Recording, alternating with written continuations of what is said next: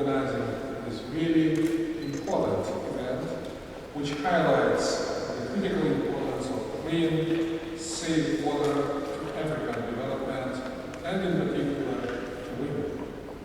According to the World Health Organization, 37% of the developing world's population, 2.5 million people, lack improved sanitation facilities, and over 780 million people still use unsafe drinking water sources.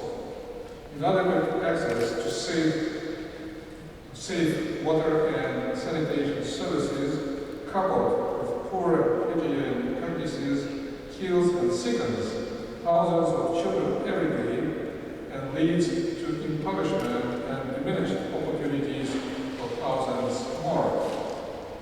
Poor sanitation of water and hygiene have many other serious repercussions.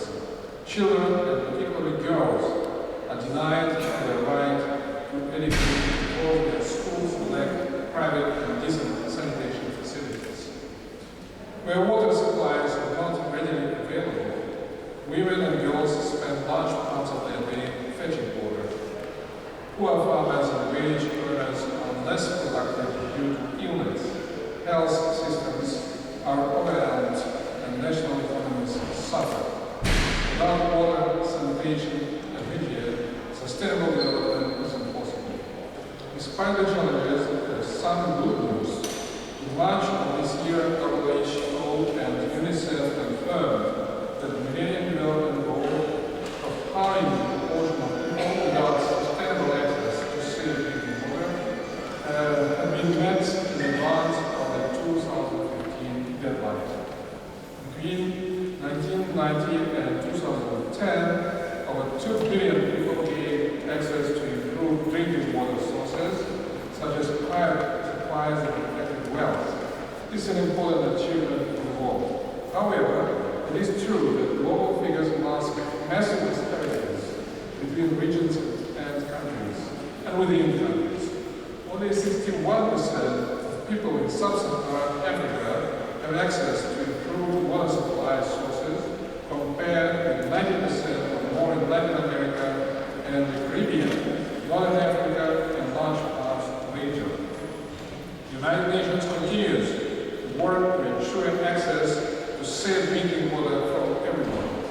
In 2010, the United Nations General Assembly recognized drinking water and sanitation as human rights. This provides an impetus for both states and international organizations to provide financial resources and assist in capacity building and technology transfer to help countries to provide safe, clean, and accessible drinking water and sanitation for all. Dear ladies and gentlemen, these photos vividly show the critical link between water and health in West Africa, as well as the dramatic economic and public health outcomes that can be achieved when safe water is delivered to communities. As we enjoy this exhibition, let us all recommit to ensuring that this important work will continue. Thank you for your attention. Fellow ambassadors, colleagues and friends, I just want to begin by thanking you and the staff for all the cooperation, not just for this exhibit, but anytime we come up with strange ideas, somehow to find a way to help us to implement them. And I think this is a sterling example of the cooperation that we have. So thank you so much for that. And of course, I certainly want to welcome everyone who took the time to come here. Because, as you just heard, this is a really special exhibition of photographs by the acclaimed American photographer, City. Water, women, and wells. I think it's women, water, and wells. This is our new WWW. It's a dramatic collection of 62 black and white photos that reveal the challenges, hopes, and successes experienced by women who are faced with the daily task of providing safe water for their families and communities. Women are somehow always the bearers of water in these communities. The exhibition, which was organized by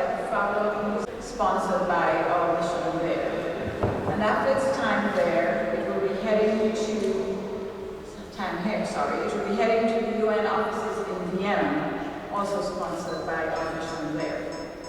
Mr. Kassym, known for his long career as a prosecutor and a Los Angeles district attorney, you may have heard his name associated with some very famous cases in Los Angeles, he became committed to raising awareness and critical funds to support clean water after his first trip to West Africa in 2001.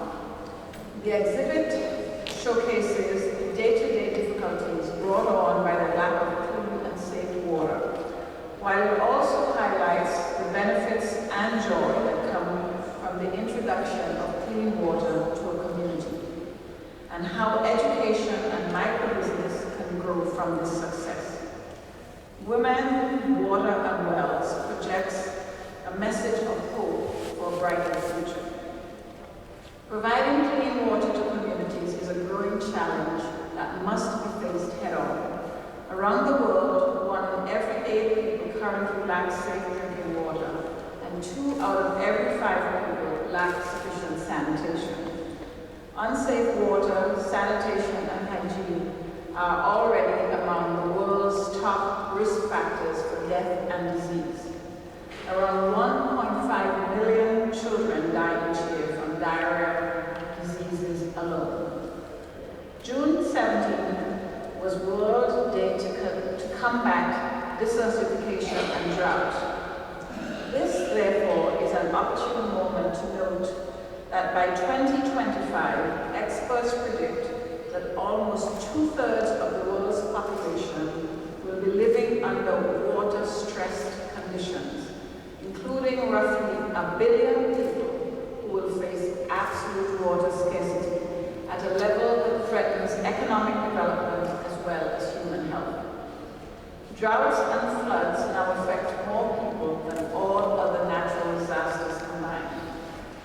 Competition over scarce water is increasingly a source of conflict within and between countries, and is now ranked among the 5 top national security issues for several countries. Climate change will, of course, exacerbate all of these challenges. African women are particularly affected. Water collection, a physically strenuous task that falls primarily to women, sometimes takes more than 6 hours a day. This task has a greater effect on women and girls, as time spent collecting water is time lost that could have been spent pursuing economic ventures or an education. This exhibit demonstrates how the introduction of clean water can dramatically change the lives of women. When agencies work with local communities, women are given the opportunity to manage domestic and commercial water resources and projects.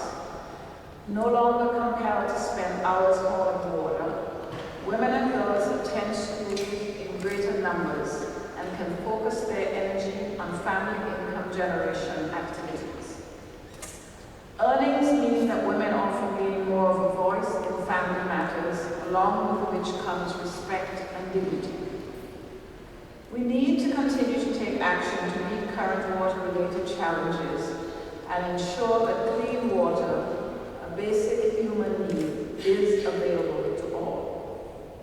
The more light that we can shed on these issues, be it through the Millennium Development Goals or the discussion at this week's Rio +20 conference, the more we'll be able to develop new projects and initiatives and make a lasting, positive impact in the region. As Secretary of State Hillary Clinton said in her statement for World Water Day, we cannot do this alone. This is a global problem, and it will take everyone working together to solve. So let us renew our commitment to coordinate globally and expand efforts exponentially.